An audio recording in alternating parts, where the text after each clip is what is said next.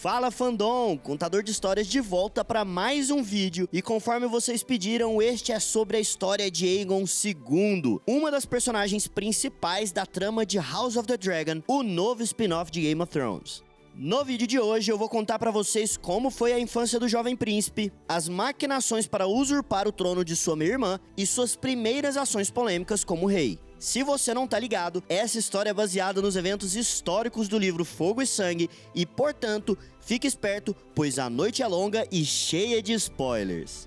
Antes de eu começar o vídeo, porém, gostaria de pedir a quem não for inscrito para aproveitar esse momento para se inscrever no canal, deixar o seu like, que assim o Fandom TV vai crescer e conseguir produzir muito mais vídeos e com muito mais qualidade. Agora, vamos à história do usurpador. Como eu já expliquei pra vocês no vídeo sobre a Rhaenyra, que se você ainda não assistiu tá aparecendo aí no cantinho da sua tela, Aegon II de seu nome era o primogênito do segundo casamento entre Viserys, Viserys e não Viserys, e Alicent Hightower, filha do Lord Otto Hightower, que foi por um determinado tempo a mão do rei. Como a Renali me lembrou no outro vídeo, seus irmãos mais novos eram Aemond Um Olho, Elaena e Daeron. Em termos de personalidade, Aegon era facilmente tirado do sério, se irritando rapidamente, mas jamais esquecendo ou perdoando aqueles que considerava terem lhe feito mal. Era também preguiçoso e constantemente aborrecido, e especialmente beberrão e comelão durante os banquetes. Nascido no ano de 106 ou 107 depois da conquista, Aegon era um rapaz bonito, mas com cara de poucos amigos, altamente influenciado pela família de sua mãe e nunca tão próximo do pai quanto sua meia-irmã mais velha, a Rhaenyra. Esse afastamento entre os dois se dava muito provavelmente pelas intenções claríssimas de sua mãe de colocá-lo no trono no lugar de Rhaenyra, algo que o rei pode ter percebido já no nascimento do primeiro filho, quando Alicent nomeou o bebê em homenagem a Aegon o Conquistador. Além disso, no decorrer dos anos, a pressão da família Hightower levou até mesmo a destituição do Lord Otto como mão do rei por parte de Viserys, uma atitude que deixou claro a sua intenção de sustentar o clamor de Rhaenyra. Alicent, no entanto, não descansou, passando a propor o casamento entre os dois irmãos que nunca haviam se dado bem e tinham uma distância entre si de 10 anos de idade. O que podemos suspeitar da infância de Aegon e que provavelmente veremos na série é que, distante do pai e observando sua predileção pela irmã mais velha, o jovem príncipe se aproximou cada vez mais da mãe, em uma relação que deve em vários aspectos simular aquela que já vimos entre Cersei e seus 3 filhos. A tensão entre Alicent e Rhaenyra, portanto, seria carregada para os filhos de ambas, levando Aegon e Aemond a jamais se darem bem com seus sobrinhos Velaryon, Jacaerys, Lucerys e Joffrey. Já em sua infância, os encontros entre os filhos do rei e seus netos eram sempre tensos e cheios de brigas, e Aegon até mesmo sentia que os 3 lhe roubavam seu direito ao trono, algo que muito provavelmente partia de sua mãe. Aegon, inclusive, era um dos muitos que afirmava que os 3 Velaryon eram na verdade bastardos, o que retirava sua legitimidade para herdarem o trono eventualmente, algo que compartilhou com seu irmão mais novo Aemond e provavelmente também com a jovem Elaena. Forçados a estudarem, treinarem e conviverem juntos, os príncipes Targaryen e os príncipes Velaryon foram tendo suas relações cada vez mais estremecidas e de ódio mútuo, sentimentos que mais tarde motivariam Aegon em sua guerra contra a meia-irmã.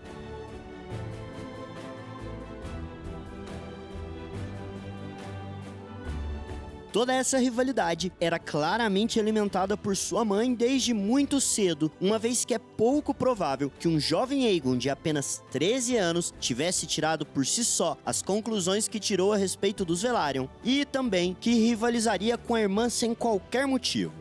E assim sendo, é fundamental quando falamos de Aegon II, falarmos de Alicent Hightower e de seu pai, o Lord Otto. Principalmente Alicent com seu desejo por reinar sem a oposição de uma outra mulher e poder ditar as regras para o seu filho, como eu já disse, muito parecido com o que Cersei desejava.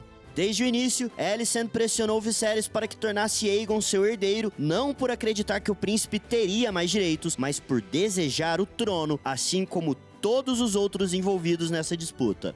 Um exemplo claro disso é a relação inexistente entre Aegon e seu tio Daemon, que o tratava com frieza desde seu nascimento. Isso acontece porque Daemon caiu ainda mais na linha da sucessão, sendo obrigado a encontrar outras formas de governar, mas ressentindo os sobrinhos pelo fato. Seja como for, aos 13 anos o príncipe domou seu dragão Sunfire, considerado por muitos o mais bonito de todos e sobre quem eu já falei nesse vídeo que tá aparecendo aí no canto da sua tela. De escamas douradas, Aegon tinha tanto orgulho de seu companheiro que até mesmo adotou para seu sigilo pessoal o dragão dourado, como podemos ver nessa imagem aí, e que mais tarde seus apoiadores usariam no campo de batalha. Aos 15 anos, Aegon se casou com sua irmã mais nova, Elaena, fazendo jus à tradição dos Dragon Lords de Valíria de casarem entre si para manter o sangue de dragão, e até mesmo teriam 3 filhos, os gêmeos Jaehaerys e Jaehaera e o caçula Maelor. Ah, e claro, Aegon teve também 2 bastardos que sabemos e provavelmente muitos outros por aí. De toda forma, a juventude de Aegon II é uma de ressentimento, inveja e arrogância, características que tornavam impossível a conciliação que Viserys sonhava entre seus herdeiros. E com o seu falecimento em 129 depois da conquista, a história da vida adulta de Aegon II se confunde com a Dança dos Dragões e com a guerra. Com apenas 22 anos, Aegon e seus apoiadores ignoram o testamento de Viserys deixando o trono para Rhaenyra, usurpam o trono e assim, o comandante da Guarda Real, Sir Criston Cole, o fazedor de reis, coroa Aegon II de seu nome, o novo rei de Westeros. Segundo o Septão Eustace, Aegon se recusou a fazer parte dos planos de sua mãe, alegando a princípio que Rhaenyra era a herdeira e só se convencendo quando Sir Criston argumentou que caso Rhaenyra assumisse, sua primeira ordem seria o assassinato dos filhos de Alicent Hightower. Particularmente, eu acho difícil engolir essa aí, principalmente por todas as vezes que o usurpador já havia levantado a hipótese de que o trono era seu por direito.